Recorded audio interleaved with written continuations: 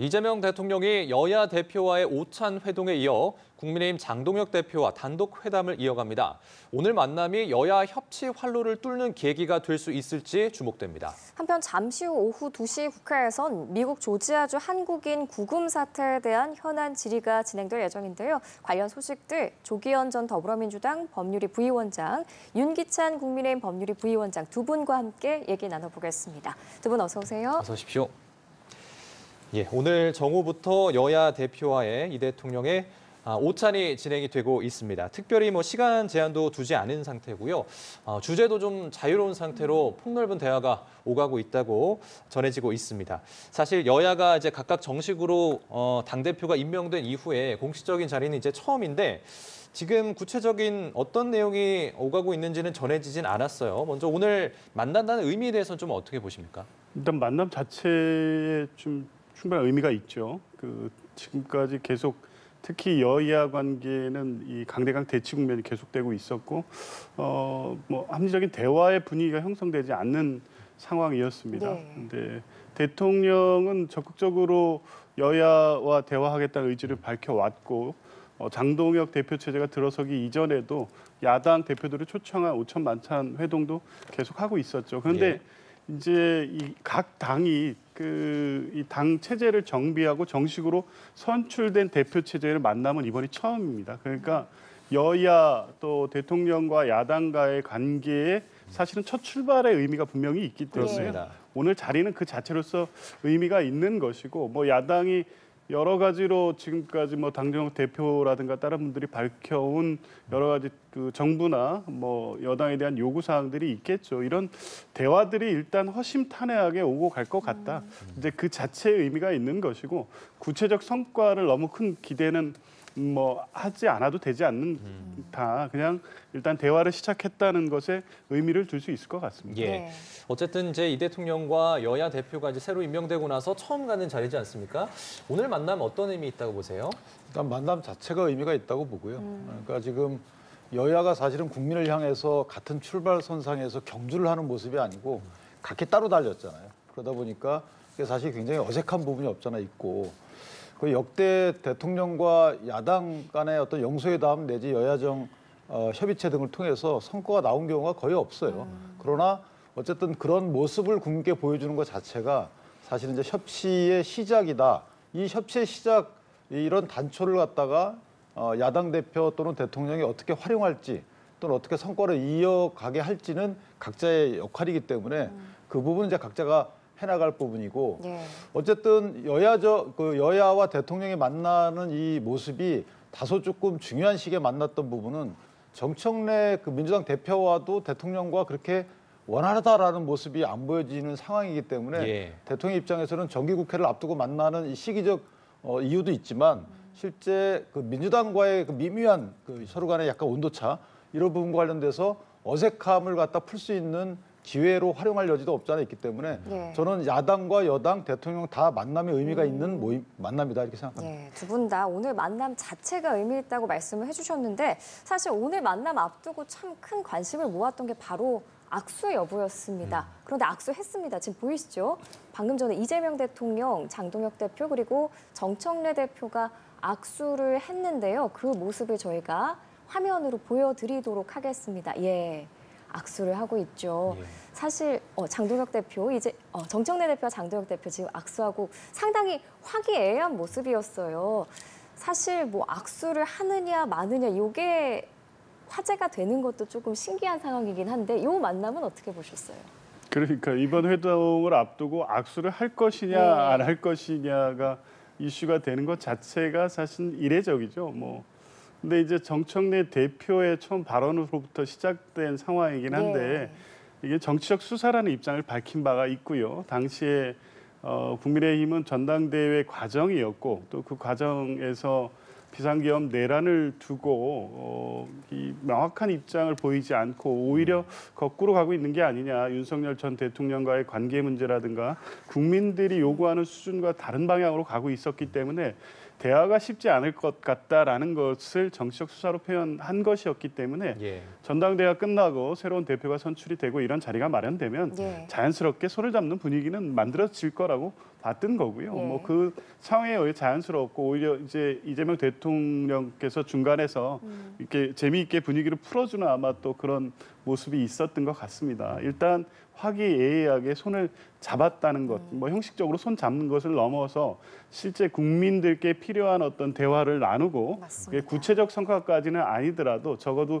이후 정치에서 극단적 대립으로 인해서 국민들께 어떤 불편함이나 스트레스를 주는 이런 정치가 아니라 뭔가 하나라도 같이 협의를 통해서 풀어내는 정치의 모습을 국민들께서 기대하고 있다는 것을 아마 세 분이 누구보다도 잘 알 것입니다. 네, 세 분이 만나서 이렇게 손을 세 사람이 꼭 맞잡는 모습도 보였거든요. 사실 표정이랑 모습만 보면 상당히 화기애애한 분위기 같은데 이 모습은 어떻게 보셨어요? 저는 저 장면이 일단 뭐 보긴 좋죠. 그런데 저 장면 자체가 정부의 조직 개편 발표 이전에 있었으면 어땠을까라는 아쉬움은 있어요.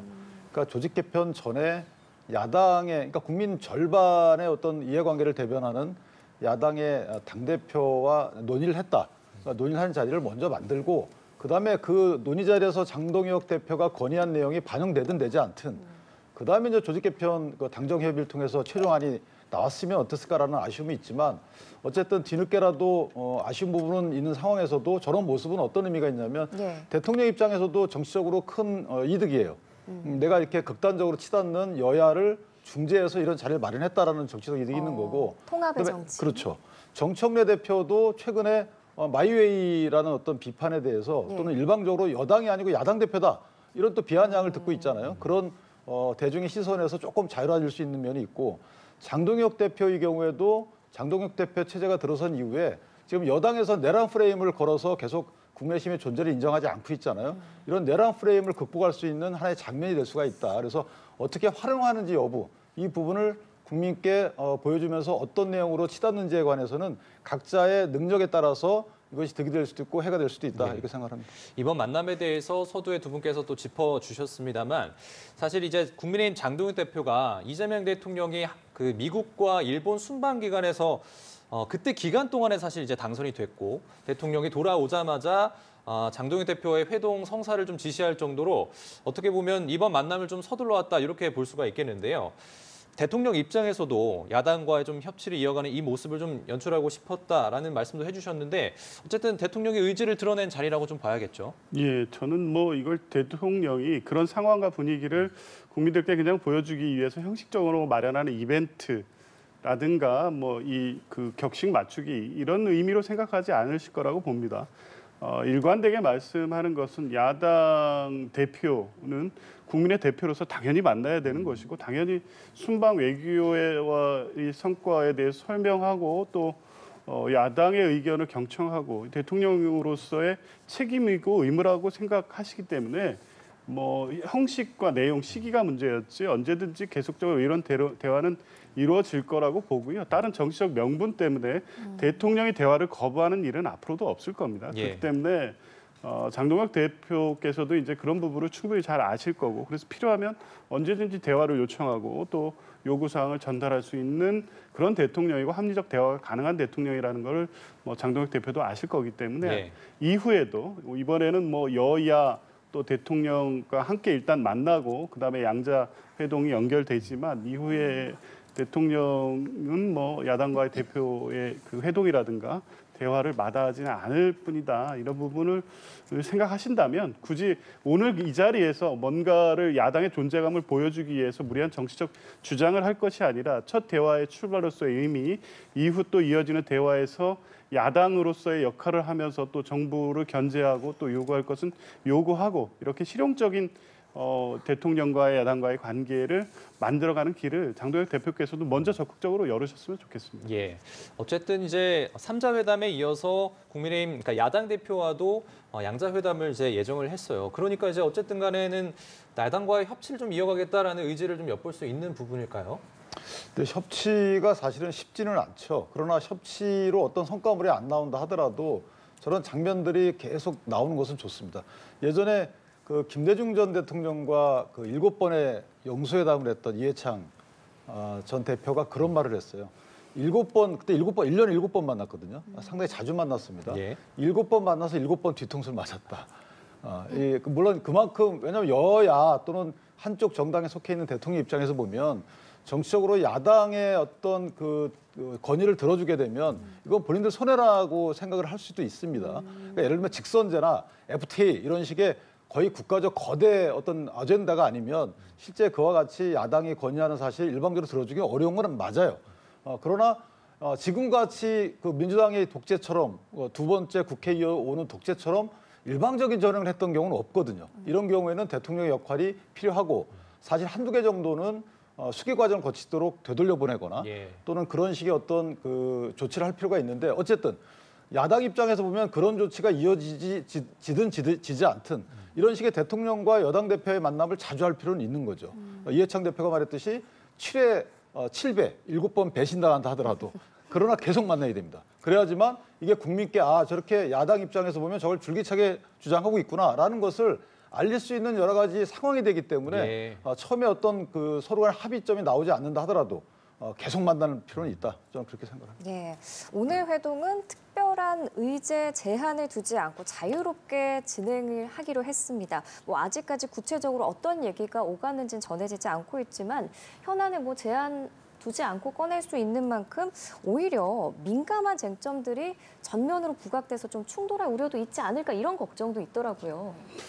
글쎄요, 뭐 그 충돌 이런 상황까지로 갈 것으로 보지는 않습니다. 이미 뭐 대통령 이재명과 야당 대표 장동혁의 만남은 처음이지만 이재명 대통령은 이미 공개된 국무회의라든가 또 현장 투어 등을 통해서 공개된 자리에서 국민들과 아니면 국무위원들과 대화하는 여러 모습을 보여온 바가 있고 이런 상황을 보면 반대하거나 비판하는 목소리도 듣고 잘못된 건 바로잡고 미처 생각하지 못했던 것들에 대해서 인정하고 수용하고 이런 합리적이고 실용적인 모습을 계속 보여왔기 때문에 장동혁 대표께서 어떤 비판을 하던 이 갈등적인 이슈를 제안을 하든 간에 충분히 경청을 하고 대통령의 입장을 설명을 하고 이런 대화 분위기가 될 거라고는 보는데요.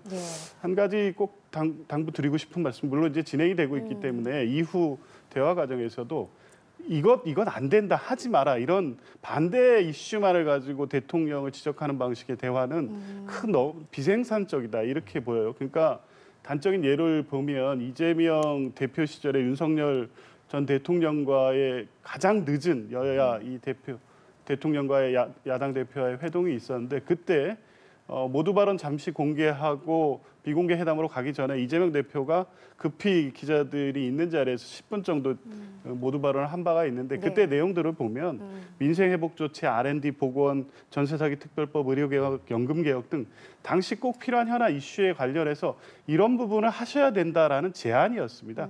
하지 말라는 내용이 딱 하나 있었는데 거부권 행사 너무 많이 하신다. 이런 부분은 좀 중단하시는 게 좋지 않겠냐였거든요. 그러니까 야당으로서 그때 이재명 대표는 이런 부분들이 지금 국민께 필요하고 정부에서 해야 될 일입니다. 대통령께서 이런 부분에 각별히 좀 신경을 써 주십시오. 이런 얘기였습니다. 그러니까 장동혁 대표도 지금 물론 이 정치 상황 자체가 특검법의 수사 또 대상이 일부 또 국민의힘 의원도 되고 있고 그런 상황이기 때문에 정치적으로 민감한 이슈들이 많이 있긴 하지만 적어도 수권 정당 야당으로서의 이미지를 갖추려고 한다면 그렇게 뭐는 안 된다, 이건 반대한다 이런 정치적 정쟁적 이슈만을 제기하실 것이 아니라 야당의 입장에서 현재 민생, 경제, 현안 관련돼서 꼭 필요한 것, 정부가 놓치고 있는 것 이런 부분들을 오히려 부각시킴으로써 야당의 존재감을 보이는 것이 국민의힘을 위해서도 좋을 것이다. 이런 제안을 드리고 싶습니다. 네, 오늘이 첫 만남이고 아까 말씀 주신 것처럼 자주 만나면 좋겠지만 아직 뭐 정리화가 될지 확실하지 않은 상황에서 좀 민감한 쟁점들이 의제에 오를까요? 저 의제를 사실 정하고 하는 회담은 아니기 때문에 저는 이제 장동혁 대표가 던지겠죠. 이런 거에 대해서 문제 제기를 하겠죠. 근데 야당 대표 입장에서 보면 이런 거 하지 말라고 해야 될 상황이 너무 많아요. 이제. 제가 아까 조직 개편 말씀드렸지만 그 조직 개편 일부에 대해서도 상당히 이건 그 시각에 따라 다른 것이 아니고 이렇게 하면 안 되는 것이다라는 것이 검찰권의 폐지 아니겠어요? 저희는 그렇게 생각을 합니다. 이것은 정치권의 시각에 따라 변화될 수 있는 것이 아니고 굳이 검찰의 수사권을 없애는 이유에 대해서 공감을 하지 못하기 때문에 이 부분은 채택이 됐다고 하지만 실제 이 부분은 하지 말으셔야 된다라고 제안드릴 수밖에 없는 것이고 또한 인사 관련돼서도 사실은 어느 정도 대통령께 얘기 안 할 수가 없는 거죠.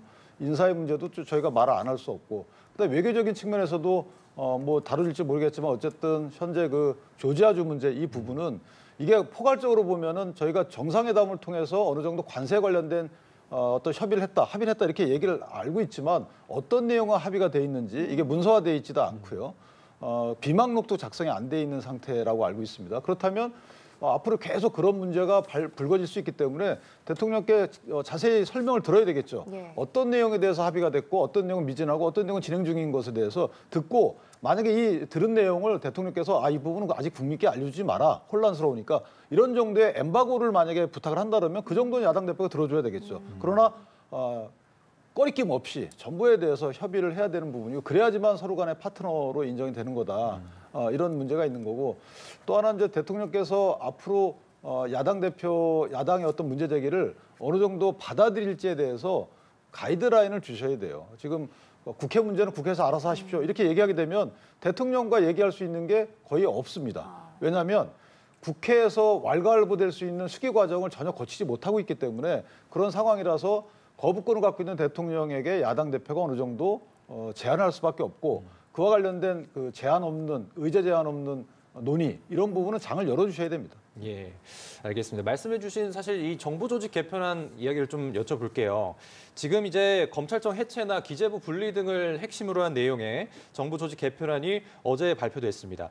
사실 윤기찬 부위원장께서 조금 전에 정부 조직 개편안 발표 전에 여야정 회담이 이루어졌으면 어땠나 이런 말씀을 좀 지적을 해주셨는데 사실 이 국민의힘 입장에서 정부의 정책에 대한 이 협조 요청 과연 이런 상황에서 좀 응할지 좀 미지수입니다. 저희가 이제 문제 제기하는 것은 1년의 유예 기간이 있다고 좀 알려지고 있기 때문에 통과된다 하더라도요. 그런데 다른 정부 조직에 관련된 것들은 뭐 시각의 차이가 있을 수 있다고 봅니다. 그런데 방통위원회 관련 이 법안을 새로 만드는 부분, 이 부분은 이준석 방통위원장을 쳐내기 위한 것이다. 그 이유를 저희가 다른 이유를 찾을 수가 없어요. 왜냐하면 기재부도 지금 개편하고 있죠. 환경부도 개편하고 있는데 장관들은 그대로 유지가 됩니다. 예. 그러니까 방통위원회도 미디어 기능을 하나 넣는다고 해서 사실 과기정통부에 뭐 지능정책을 갖다 붙인다는 거잖아요. 그런데 굳이 방통위원장을 구직해서 임기를 종료시킬 하도록 하는 이유가 뭐냐. 여기에 대해서 이해를 할 수 없는 부분이고 또 하나는 이제 검찰청 이 부분이에요. 이 부분도 사실 저희가 재판 1, 2, 3심 다 하잖아요. 그런데 1차 수사기관에 대해서 경찰이 있고 그다음에 뭐 안기부, 국정원 있고 그다음에 공수처 있습니다. 이런 기관에 대해서 2차 통제할 수 있는 게 검찰권이에요. 이게 이제 보안 수사 내지 재수사를 통할 수 있는 건데 이거를 없애는 이유를 모르겠어요. 왜냐하면 그 1차 수사기관이 수사를 잘할 수도 있고 못할 수도 있잖아요. 또 안 할 수도 있고 일부 봐줄 수도 있습니다. 이런 것들을 잡아내는 것이 여태까지는 2차 수사기관의 역할이었고 그래서 검찰의 역할이 있었던 겁니다. 그럼에도 불구하고 아예 1차 수사기관에 대한 견제 기능을 아예 없앤다. 이거 누구 좋으라고 하는 건지 모르겠습니다. 왜냐하면 경찰이 아무리 열심히 한다 하더라도 빠뜨릴 수 있는 게 있고 잘못할 수 있는 게 있는데 기소한 이후에는 수사를 못합니다. 다 변호사님도 아시다시피. 그런데 기소 이후에는 수사 못한다는 의미는 뭐냐면 그대로 묻힌다는 거예요. 그렇다면 기소 이전에 이런 걸 잡아낼 수 있는 기능을 검찰에 부여하고 이걸 존속시켜야 되는데도 불구하고 이걸 없애겠다는 거예요. 그러면 정치인들 이외에 누가 좋을까? 저는 개인적으로 이 부분은 개악인 거거든요. 그래서 이 부분 대통령께서도 분명히 고민스러운 부분이라고 그런 뉘앙스를 비췄고 정성호 법무장관도 그런 뉘앙스를 비췄거든요. 그런데 보안수사 요구권마저 또는 보안수사권마저 아직까지 명확치가 않아요. 거기다 재수사권도 문제입니다. 그러니까 경찰이 수사를 해가지고 무혐의로 올렸어요. 이거 무혐의로 올린다는 걸 송치를 안 해버렸어요. 그러면 묻히는 거예요. 이전에는 검찰이 보고 복사본 기록을 보고 문제가 있다면 재수사 요구를 할 수 있었거든요. 이거 없어요. 그러면 어떻게 되는 거죠? 여태 검찰에 대한 비난의 가능성, 검찰에 대해서 문제 제기했던 부분이 경찰에 그대로 있는데 이 그대로 있는 것을 시정할 수 있는 기회, 그런 제도적 장치를 없애는 거기 때문에 이 부분은 이게 정치적 진영에 따라서 유불리 있는 것이 아니고 국민적 어떤 불이익이 가능성이 있는 거기 때문에 좀 심각하게 봐야 된다 이렇게 생각합니다. 예, 정부 조직 개편안 관련해서 좀 멘트를 주셨는데요. 반론이 있으실까요? 일단 새 정부가 출범하면 새 정부가 추구한 어떤 국정 목표에 맞게 전 정부 조직을 개편하는 것은 새 정부 출범 때마다 있었습니다. 단적으로 지난 정부 윤석열 정부 때는 여가부 폐지 이 기억 하나 정도 예. 있는데 사실 웬만하면 야당도 협조하죠. 근데 워낙 논쟁적 이슈가 많은 것은 사실입니다. 이번에 검찰청 폐지 문제가 있고 위에 이제 다른 부분도 있는데 일관된 하나의 어떤 정책적 목표가 있습니다. 과도하게 집중된 권한은 분산하고 불필요하게 이완돼 있던 걸 하나로 뭉쳐서 전체적으로 정부 조직 운영의 효율성을 기하겠다는 겁니다. 기재부를 기획재정과 예산으로 분리하는 것도 그렇고 금융위원회를 감독 기능과 정책적 기능을 분리하는 것도 마찬가지입니다. 검찰의 수사 기소 분리는 일관되게 추진해왔던 거고요. 일관된 국정 목표가 있는 겁니다. 근데 이제 특히 이 관련해서 야당에서는 검찰 개혁과 관련된 이슈를 계속 제기해 오고 있는데 이게 마치 수사 기소 분리가 국민의 피해가 돌아가는 것처럼 계속 말씀하시지만 구체적인 어떤 피해 사례를 좀 말씀을 해주셨으면 좋겠어요. 물론 최근에 2020년 1차 수사기소 빌로 검찰 개혁안 이후에 경찰, 검찰 간의 수사 적체 문제는 분명합니다. 그런데 그 상황은 법의 개정을 통해서 제도 개혁을 이미 했음에도 불구하고 시행령이란 방식으로 다시 법안 개혁을 되돌려 놨기 때문에 기형적 구조가 반복되고 정책적 안정성이 훼손된 상황에서 발생된 겁니다. 그래서 이번에 검찰 개혁안은 공소청 설치라든가 중수청 설치, 검찰청 폐지에 따른 다른 수사기관의 기능 조정 수립이라는 이 총 목표와 하에 다른 부분들을 다 배치해놓고 세부적인 걸 조율해가고 있는 거 아니겠습니까? 이번에 1차적으로 정부 조직법 안에 공소청과 중수청 설치와 이 부처 소속에 관한 것을 1차 규정해 놓고 지금 말씀하신 보안 수사권이라든가 보안 수사 요구권 등 실제 국민 생활에 불편함이 발생하지 않기 위해서 입법적 완결성을 기하기 위한 시간을 충분히 갖겠다고 해서 1년의 유예 기간을 두는 겁니다. 자체가 무조건 잘못됐다고 비판할 것이 아니라 지금 말씀하시는 문제를 향후 입법 과정에서 담을 수 있도록 대안을 제시할 문제이지 무조건 안 된다. 그렇게 보기엔 78년 동안 수사 기소 이 권한을 동시에 갖고 있고 기소를 독점한 검찰이 해놓은 여러 가지 문제, 그것 때문에 발생한 개혁의 요구를 지금 비판하는 내용을 가지고 정당화시키기에는 너무 부족하다, 늦었다 이런 말씀입니다. 알겠습니다. 자, 이재명 대통령이 오늘 여야 당대표를 만나서 오찬을 함께했습니다. 네, 여야 지도부가 새로 출범한 뒤 첫 만남인 만큼 어떤 이야기가 오갔을지 주목되는데요. 조금 전 모두 발언 직접 들어보겠습니다. 아이고 감사합니다. 네. 어려운 환경인데 걱정도 많이 도와주시고 당대표 저하고 소통할 수 있는 자리 마련해 주셔서 감사드립니다. 자, 그러면 이제 오늘 순서는 먼저 모두 발언 있고요. 모두 발언이 끝나면 비공개로 전환하겠습니다. 먼저 국민 대표님께서 인사말 먼저 하겠습니다. 우리 여당 대표께서 먼저 하셔야 되는 거 아닌가 모르겠네요. 먼저 하십시오. 순서 정해졌어요. 순서 정해. 마이크가 없어서 시간 되면 저 마이크 꺼질까 봐 걱정할 염려가 없어서. 그리고 저 오늘 제가 정청래 대표님하고 악수하려고 당대표 되자마자 마늘하고 쑥을 먹기 시작했는데 미처 100일이 안 됐는데 오늘 이렇게 악수에 응해주셔서 감사합니다. 전 대통령께서 여야가 머리를 맞대고 대통령님과 함께 여러 민생 문제에 대해서 고민할 수 있는 대화와 소통의 자리를 마련해 주셔서 감사합니다. 근데 지금 이제 조지아주 사태 때문에 우리 국민들께서 많은 우려를 하고 계신 것 같습니다.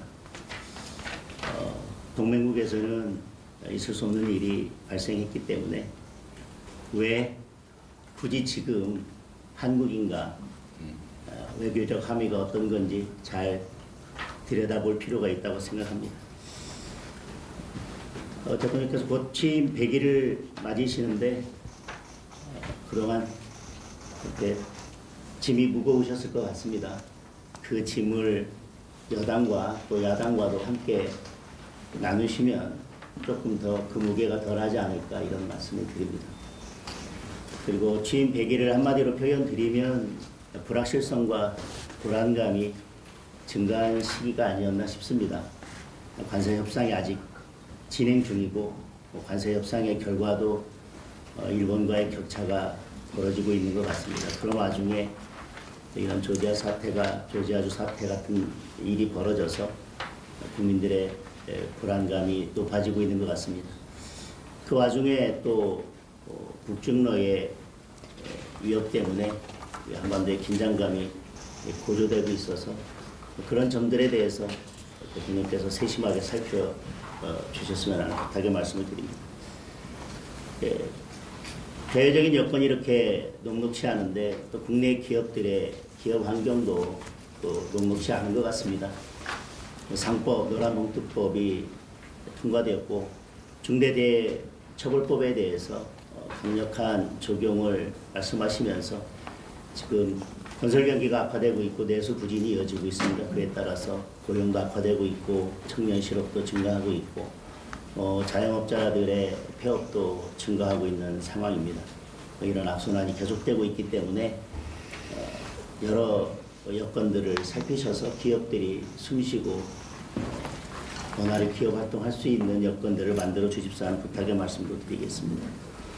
이렇게 국내 여건이 녹록치 않고 기업들이 힘들어지면 저는 대통령께서 말씀하셨던 결국 코스피 5천도 허망한 구호가 될 수 있기 때문에 코스피 5천에 대한 국민들의 기대와 열망이 높고 결국은 경제가 바탕이 튼튼해야 주가도 받칠 수 있는 거기 때문에 두 가지가 잘 조화롭게 될 수 있도록 대통령께서 살펴주십사 하는 말씀을 드리겠습니다. 이번에 발표된 부동산 정책에 대해서도 수요자 욕구와는 좀 거리가 먼 공급자 중심의 대책이 아닌가 하는 우려가 있습니다. 규제 중심이 아니라 민간 주도의 수요자 중심의 공급 정책이 될 수 있기를 바랍니다. 이번 부동산 정책을 이렇게 표현하는 국민들이 있더라고요. 소비자는 최신형 핸드폰을 갖고 싶은데 공중전화를 계속 늘리면 수요자의 수요와 맞지 않다. 그래서 그런 점들도 잘 살펴주십사 하는 말씀을 드립니다. 정부 조직 개편안에 대해서도 또 기대도 있지만 우려도 있습니다. 정부 조직 개편은 그 정부의 국정 철학이 고스란히 담긴 것 아니겠습니까? 그런데 정부 조직 개편이 특정 집단을 위한 조직 개편이 아니라 국민 전체를 위한 조직 개편이 되었으면 하는 바람을 말씀드리겠습니다. 취임 100일의 즈음에서 취임 100일을 평가하면서 국민들에게는 이런 우려도 있는 것 같습니다. 취임 100일 동안 대통령보다는 특검이 더 많이 보였다. 국회도 야당은 없고 여당, 더불어민주당 한 당만 보였다. 이런 우려들이 있는 것 같습니다. 특검의 이런 수사 그리고 또 여당의 입법 강행 이런 것들이 계속된다면 앞서 말씀드렸던 그런 국민들의 불확실성이나 불안감은 또 두려움으로 바뀔 수도 있기 때문에 그런 국민들의 마음을 잘 관리해 주셨으면 하는 말씀을 드립니다. 저는 이 지점에서 우리 대통령께서 큰 역할을 해 주셨으면 하는 바람입니다. 지금 대통령의 역할이 필요한 시기인 것 같습니다. 만약에 특검이 계속 이렇게 야당을 탄압하고 하여튼 국회가 정상적으로 돌아가는 것을 막는다면 결국 특검이 겨냥하는 것은 야당이 아니라 국민이고 민생일 수밖에 없다. 그래서 그런 점들에 대해서 잘 좀 살펴주셨으면 합니다. 그리고 우리는 특검을 바라보기를 과거에 대한 청산이라고 하지만 국제적으로는 이런 특검의 무리한 수사가 인권 유린이나 종교 탄압으로도 비춰질 수 있어서 우리 국격과 관련된 문제이고 대한민국을 외국이 바라보는 국제적으로 바라보는 시각과 관련된 문제이기 때문에 이 점도 충분히 고려할 필요가 있어 보입니다. 지금 국민은 특검이 아니라 대통령을 원하고 있습니다. 저는 대통령께서 제2요구권을 행사해서라도 또 필요한 조치를 하셔야 된다고 생각합니다. 거부권은 야당의 입법만을 막기 위한 무기는 아니라고 생각을 합니다.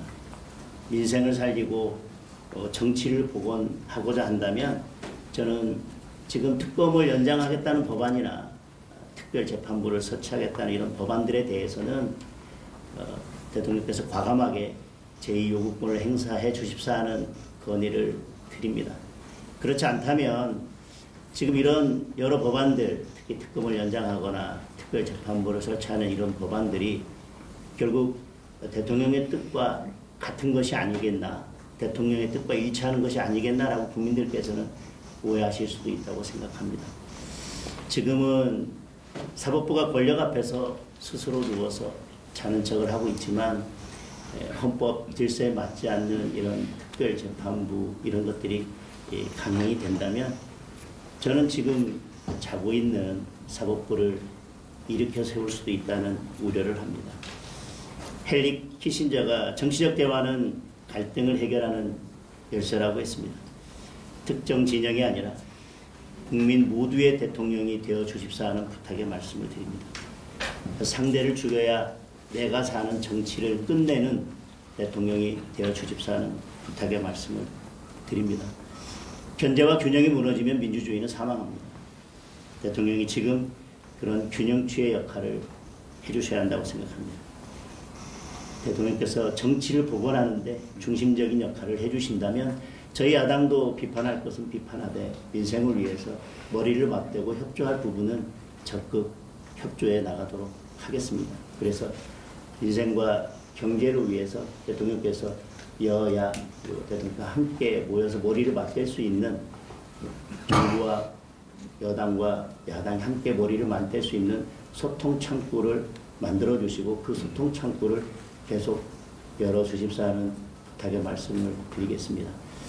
이렇게 여당과 야당이 균형 함께 소통하면서 민생을 다시 논할 수 있는 이런 자리를 만들어 주신 데 대해서 다시 한번 감사드리고 이게 끝이 아니라 출발이 돼서 이런 소통의 자리가 계속 이어지고 결국 성과로 이어지는 자리가 계속 될 수 있기를 기대한다는 말씀과 감사의 말씀을 마무리드리겠습니다.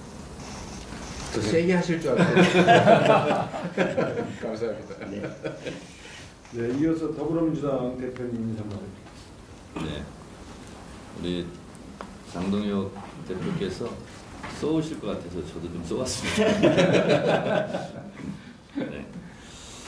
여러 국정 현안에 눈꽃 불 새 없이 바쁘신데 오로지 국민을 위한 마음으로 여야 5천 회동을 만들어주신 대통령님께 깊이 감사드립니다. 대통령의 가장 중요한 책무가 국민의 생명과 재산을 지키는 일일 것입니다. 이재명 대통령께서 총력으로 대응해서 우리 국민을 빨리 안전하게 모셔라 하는 지시에 따라서 미국 조지아주 배터리 공장 건설 현장에 구금되었던 소중한 우리 국민들이 석방되게 되었습니다. 주말 동안 국민들이 정말 걱정을 많이 하셨고 그리고 이게 어떻게 되는 것인가, 또 한미 관계는 어떻게 되는 것인가 걱정이 많으셨을 텐데 대통령님께서 긴급 총력 대응 지시 결과로 우리 국민들이 무사하게 귀국을 하게 될 수 있게 된 점 대통령께 깊이 감사드립니다. 이재명 대통령께서 북미 정상회담을 역대급 성공으로 이끌어 주셔서 국민들께 큰 희망을 주신 데 대해서도 감사드립니다. 한미 정상회담의 성공으로 대한민국의 국운이 상승하고 경제 발전으로 국민들의 삶이 안정되고 삶의 질이 좀 높아지고 또한 한반도의 평화의 기운이 다시 도래하기를 진심으로 바랍니다. 이재명 정부의 출범만으로 코스피 주가지수가 3,200으로 뛸 만큼 경제에 긍정적인 시그널을 주고 있습니다. 국제사회에서도 대한민국의 놀라운 K민주주의의 회복력에 주목하고 있습니다.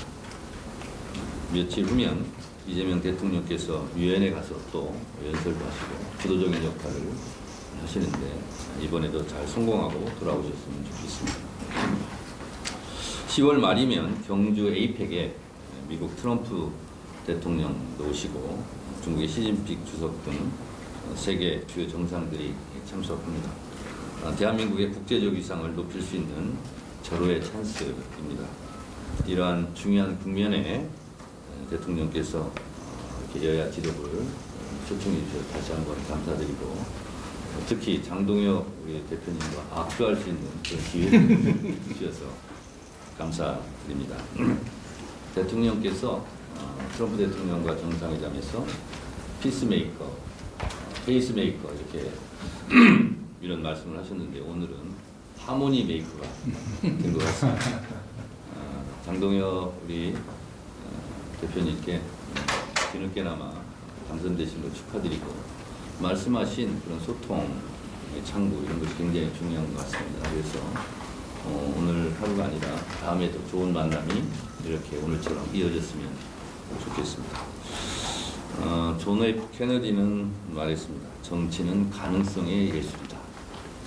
불가능해 보이는 것도 국민의 삶을 위해서라면 길을 찾아야 한다. 아주 우리가 새겨들어야 될 그런 말씀인 것 같습니다. 정치는 국민의 삶의 질을 높이고 국민 민복을 위해서는 없는 길도 내야 하는 것이 우리의 사명입니다.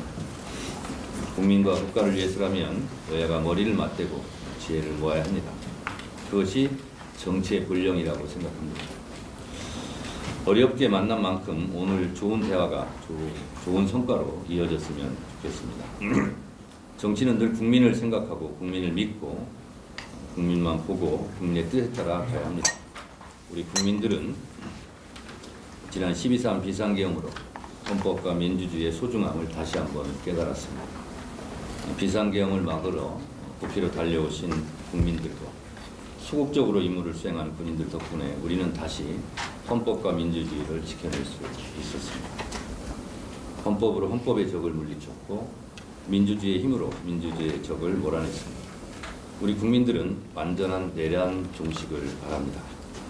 민주주의 선진국 대한민국에서 다시는 내란을 꿈꿀 수 없도록 법적, 제도적 장치를 더욱 정비하고 강화해야 할 것입니다.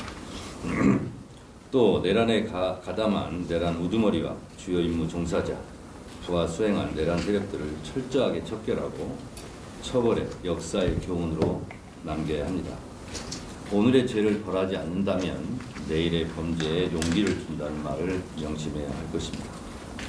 프랑스 공화국이 관용으로 건설되지 않았듯이 대한민국도 적어도 내란과 위안에 대해서는 무관용의 원칙으로 다스려야 합니다.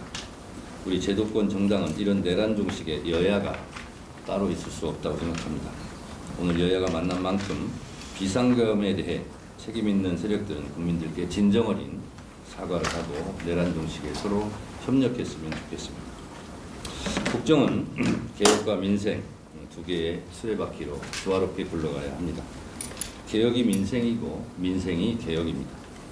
검찰개혁, 언론개혁, 사법개혁에 대해 여야가 머리를 맞대고 좋은 대안도 제시하고 좋은 토론도 해서 좋은 결과를 이끌어냈으면 좋겠습니다. 국민의 개혁에 대한 열망을 국회가 받아 안아야 됩니다. 외교, 안보, 국방에는 특히 초당적 협력이 필요합니다. 이재명 대통령께서 불철주야 국익을 위한 실용 외교에 앞장서고 있습니다. 정상회담에서 국익 실현을 위해 최선을 다해 주신 만큼 외교, 안보, 국방만큼은 여야가 정파 이익보다 국가 이익을 먼저 생각하는 대승적 차원의 협력을 기대합니다. 오늘 대통령님 주선으로 여야가 만났으니 향후 건설적인 여야의 대화가 복원되기를 진심으로 바랍니다. 그리고 우리 장동혁 대표님과 우리 박준태 의원님은 법사위에서 활동을 같이 했었고 그리고 박성원 대변인님도 논평하는 거 잘 듣고 있습니다. 아주 잘하시더라고요. 이렇게 서로 여야가 덕담도 나눌 수 있는 그런 좋은 관계가 하루빨리 다시 복원되었으면 좋겠습니다. 다시 한번 오늘 자리를 마련해 주신 이재명 대통령께 깊이 감사드립니다. 이어서 대통령님 말씀 들으시겠습니다. 네, 우리 두 분 이렇게 함께 뵙게 돼서 너무 반갑고 또 이렇게 응해 주셔서 진심으로 감사합니다. 저는 뭐 평소에 자주 말씀드렸던 것처럼 저는 민주당의 대통령, 민주당 출신의 대통령이긴 하지만 이제는 국민의 대통령, 모두의 대통령이 되어야 한다고 생각합니다. 그런데 쉽지는 않은 것 같아요. 여야가 사실 국민들이 보시기에 너무 과하게 부딪히고 국민을 위한 정치를 하는지 아니면 특정한 이익을 위해서 하는지를 이제 걱정하는 그런 상황이 되는 것은 정말 바람직하지 않다라고 생각합니다. 장동혁 대표님 말씀에 제가 공감 가는 게 꽤 많아요. 대통령의 역할이 필요합니다. 제가 자주 말씀드린 것처럼 대통령은 국민을 통합하는 게 가장 큰 책무죠. 제가 그냥 듣기적으로 하고 드리는 말씀이 아니라 실제로 그렇게 하고 싶습니다. 근데 좀 어려운 게 또 현실이기도 하고, 그러나 대화도 좀 자주 하고 또 오해가 자주 발생하기 때문에 소통을 통해서 이제 오해들을 최대한 많이 제거하고 또 극복할 수 있는 차이들을 최대한 극복해서 완전히 일치할 수는 없겠지만 그 간극을 최소한으로 줄이는 게 제 역할인 것 같습니다.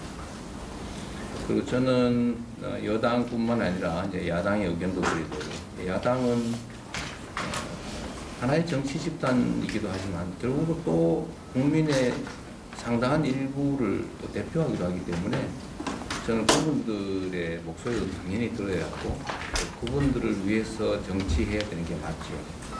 제 역할이기 때문에 지금까지도 그렇게 노력했지만 부족한 부분들을 좀 채워서 우리 야당 대표님들뿐만 아니라 이제 야당 정치권의 이야기, 또 야당을 통해 들리는 우리 국민들의 목소리도 최대한 많이 듣도록 노력하고, 듣는 것을 넘어서서 국정에 모든 국민들의 목소리가 공평하게 반영될 수 있도록 노력하겠습니다. 마지막 말씀 중에 이런 죽이는 정치 이제 그만하고 상생 정치, 모두가 함께 사는 정치를 해야 된다는 말씀, 정말로 옳으신 말씀이고 전적으로 공감합니다. 또 정치가 복원되어야 된다는 말씀도 정말로 중요한 말씀이십니다. 소통 창구가 필요하고 또 민생 중심으로 정치가 흘러갈 수 있도록, 국정이 실현될 수 있도록 해야 된다는 말씀도 전적으로 공감합니다.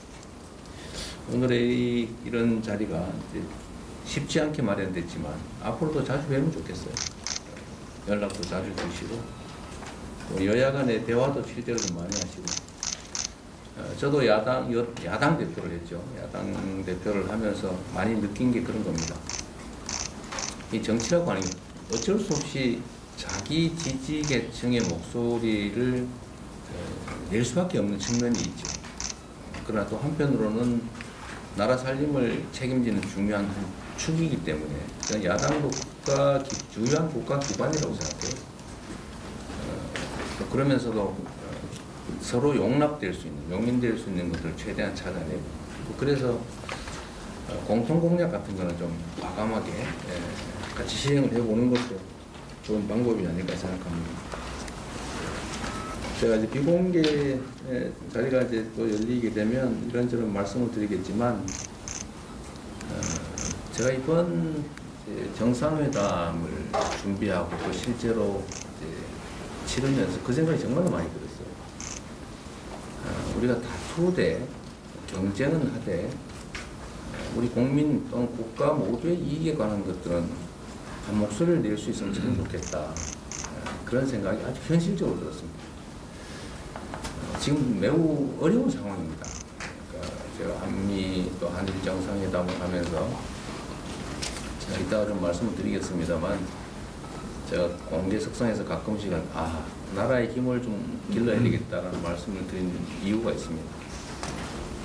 예를 들면 이번 정상회담은 사실은 이제 일종의 통과 의례 같은 건데, 우리가 뭘 얻기 위해서 하는 정상회담이 아니라 필요해서 하는 하나의 과정인데, 그 과정 자체가 사실은 뭔가를 지켜야 되는 그런 자리였습니다. 그게 참 매우 어렵다는 생각이 많이 들었어요. 이럴 때 앞으로도 그렇지만 우리 국민들이 하나의 목소리로 이 전체 대한민국의 국익, 국민들의 독립 증진을 위한 그런 것들을 함께 힘을 모으면 참으로 좋겠다. 그게 대외 협상에 크게 도움이 될 것 같더라고요.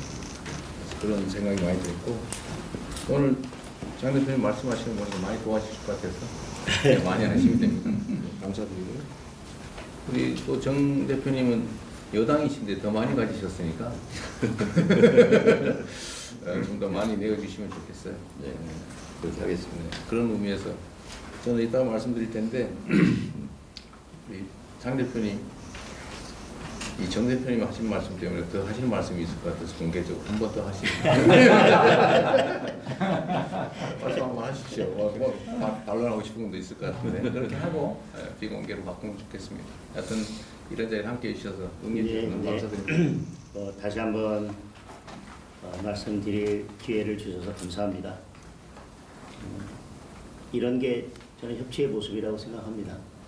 이제 여당은 더 많은 것을 가지고 있으니까 조금 더 우리한테 양보하라고 말씀하시고 또 이번 발언 네, 여야 대표와 이재명 대통령 모두 발언 듣고 오셨습니다. 두 분도 어떻게 들으셨는지 궁금한데 짧게 한마디씩 들어보고 오늘 대담 여기서 마무리하겠습니다. 먼저 조 위원장님. 첫 자리 저렇게 세 분이 손 잡을 때 모습처럼 화기애애하고 대화가 잘 될 것 같은 좋은 느낌을 받았습니다. 국민들도 보시기에 세 분의 모두 발언을 들으면서 좀 이제는 좀 다른 정치를 기대할 수도 있겠구나라는 기대를 가질 수 있을 만큼 일단 모두 발언의 분위기는 좋았다고 생각이 네. 들고요. 어쨌든 세 분 다 협치, 소통의 중요성과 필요성에 대해서 공감하고 있는 바는 충분히 얘기를 나눴기 때문에 뭐 비공개 회담에서는 또 다른 얘기가 나올 수 있고 또 그에 대한 해석이 좀 다를 수도 있지만 적어도 오늘 모두 발언에서 국민들께 보여주신 모습을 이후의 대화 또 이후의 정치상에서 보여주신다면 말로만의 협치가 아니라 진정한 어떤 대화의 협치의 정치가 시작될 수 있지 않을까 이런 기대를 갖기에 충분한 자리인 것 같습니다. 예, 윤기찬 부위원장님. 뭐 대통령의 그 통상 문제와 관련된 거, 그다음 부동산 정책 관련된 문제에 대해서 이제 우려를 전한 거 이외에는 사실 입법과 관련된 여러 가지 문제 제기를 장동혁 대표는 네. 했고요. 그 말은 이제 민주당을 향한 거잖아요. 그다음에 그 정청래 대표의 경우에는 대통령의 여러 가지 치적에 대해서 이제 말씀을 많이 하고 상대 정당에 대해서는 이제 내란 척결 이 부분과 관련해서 협조하자라고 했는데 과연 그 말이 바람직한지 모르겠습니다. 어쨌든 대통령 입장에서는 중재를 하는 것이 쉽지만 않다라는 것이 요지 같아요. 본인도 모두의 대통령 되고 싶지만 쉽지만은 않다. 왜 쉽지 않은지는 저는 이해는 합니다.